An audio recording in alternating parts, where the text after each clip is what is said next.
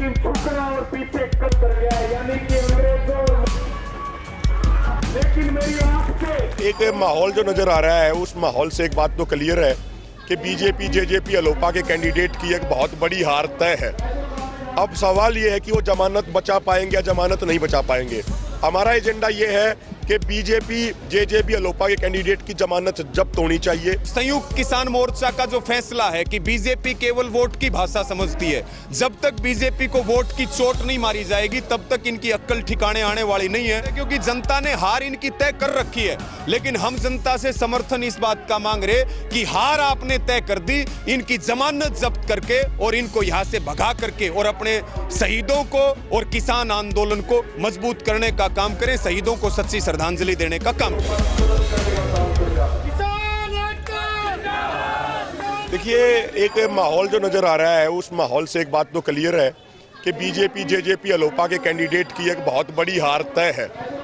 अब सवाल ये है कि वो जमानत बचा पाएंगे या जमानत नहीं बचा पाएंगे। हमारा एजेंडा ये है कि बीजेपी जेजेपी अलोपा के कैंडिडेट की जमानत जब्त होनी चाहिए। जो ये हमारे किसान भाई लखीमपुर में शहीद हुए थे, जो एक पत्रकार भाई भी शहीद हुआ था, उनके शहीद किसानों के अस्थि कलश यहाँ पे हम लाए हुए हैं। पूरे एलनाबाद हलके में उनकी यात्रा निकल रही है और सभी किसानों से हाथ फैला के, हाथ जोड़ के, जोड़ी फैला के ये निवेदन कर रहे हैं, ये अपील कर रहे हैं कि इन शहीदों को याद करना वोट डालने के समय। जिस बीजेपी के गुंडे नेता ने हमारे शहीद किसानों को अपनी गाड़ियों के टायरों के नीचे रौंद दिया, कुचल दिया, उस बीजेपी उसकी सहयोगी पार्टियों के कैंडिडेट को बिल्कुल भी वोट मत दीजिएगा।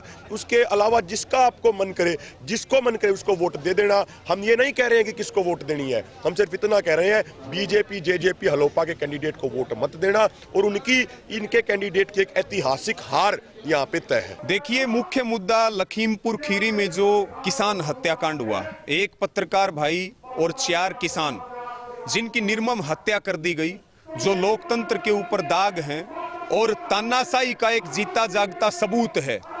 यानी कि जो संविधान में अधिकार दिया विरोध करने का, मोदी सरकार और मोदी सरकार के एक जिम्मेदार गृह राज्य मंत्री, उसके इशारे पर ये सारे इस घटना को अंजाम दिया गया। उसका खुद का बेटा इसमें संलिप्त है जो गिरफ्तार हो चुका है। लेकिन अभी हमारी 2 मुख्य मांगे हैं, एक तो गृह राज्य मंत्री की पद से बर्खास्तगी, गिरफ्तारी और तमाम आरोपियों की गिरफ्तारी, और ये अस्थि कलश यात्रा पूरे हिंदुस्तान भर में इन हमारे शहीद किसानों को नमन करने के लिए, श्रद्धांजलि अर्पित करने के लिए आप देख रहे हैं कि सैकड़ों हजारों की संख्या में उमड़ रहे हैं। और यहाँ पे उपचुनाव है और संयुक्त किसान मोर्चा का जो फैसला है कि बीजेपी केवल वोट की भाषा समझती है, जब तक बीजेपी को वोट की चोट नहीं मारी जाएगी तब तक इनकी अक्ल ठिकाने आने वाली नहीं है।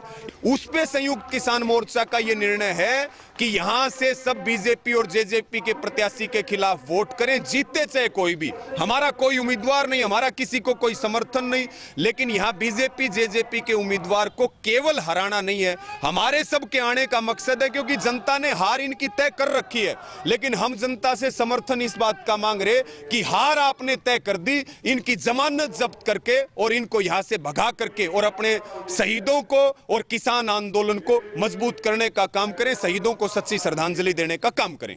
हमसे जुड़े रहने के लिए हमारे YouTube चैनल को सब्सक्राइब करें और नई वीडियो की नोटिफिकेशन के लिए बेल आइकॉन को दबाएं। अगर आप ये वीडियो Facebook पर देख रहे हैं तो लाइक जरूर करें और ज्यादा से ज्यादा शेयर करें। धन्यवाद।